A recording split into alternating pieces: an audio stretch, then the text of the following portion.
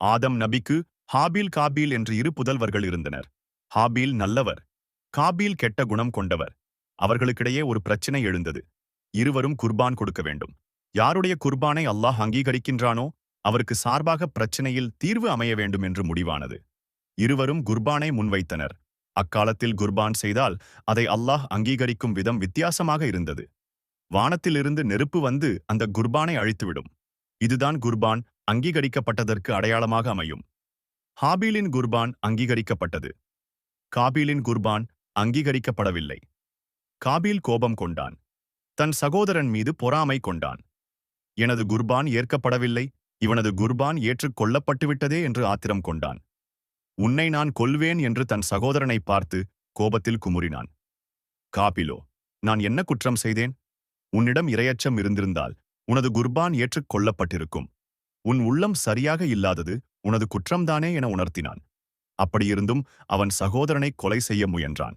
ஹாபில் நல்லவன், மறுமை நம்பிக்கை உள்ளவன்.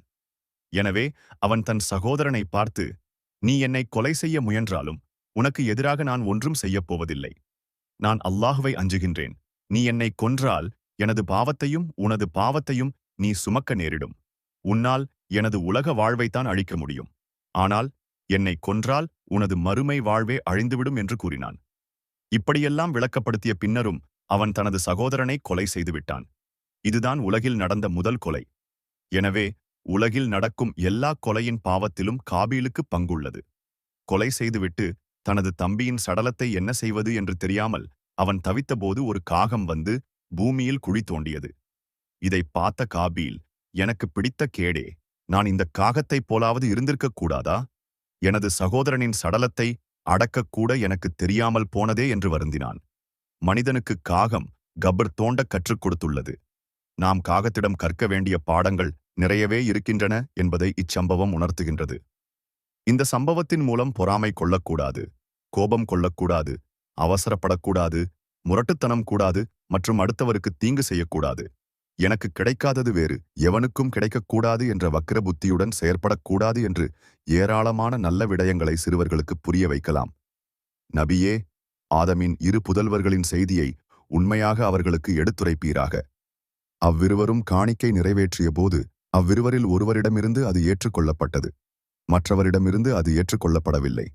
நிச்சயமாக நான் உன்னை கொலை செய்வேன் என காணிக்கை ஏற்றுக்கொள்ளப்படாதவன் கூறினான். அதற்கு மற்றவர், பயபக்தியாளர்களிடமிருந்து தான் அல்லாஹ் ஏற்றுக்கொள்வான் எனக் கூறினார். என்னை கொலை செய்வதற்காக நீ உன் கையை என் பக்கம் நீட்டினாலும் உன்னை கொலை செய்வதற்காக எனது கையை உன் பக்கம் நான் நீட்டுபவன் அல்ல. நிச்சயமாக நான் அகிலத்தாரின் இரட்சகனாகிய அல்லாஹ்வை அஞ்சுகின்றேன்.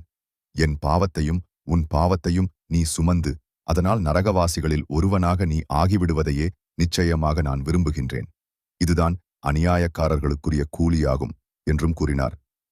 பின்னரும் தன் சகோதரனை கொலை செய்ய அவனது உள்ளம் அவனை தூண்டவே அவன் அவனை கொலை செய்துவிட்டான். இதனால் அவன் நஷ்டவாளிகளில் உள்ளவனாக ஆகிவிட்டான். தனது சகோதரனின் சடலத்தை எவ்வாறு அடக்கம் செய்வது என்பதை அவனுக்கு காண்பிப்பதற்காக பூமியில் தோண்டிக் காட்டும் ஒரு காகத்தை அல்லாஹ் அனுப்பினான்.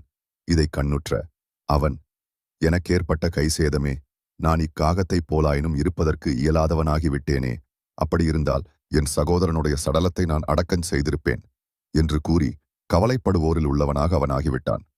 அல் குர்ஆன் 5:27 முதல் 31 வரை